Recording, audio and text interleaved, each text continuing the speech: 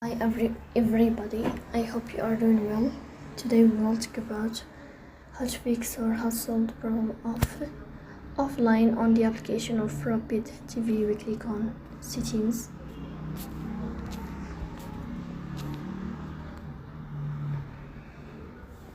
Here we go to apps, default apps, app settings. In this page we click on Rapid TV. Here in this page of app info, we click on first stop and we click OK. Here we go to storage. Then we click on clear cache.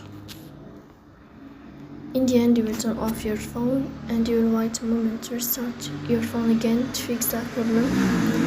So please don't forget to press bell icon, subscribe. See you next time.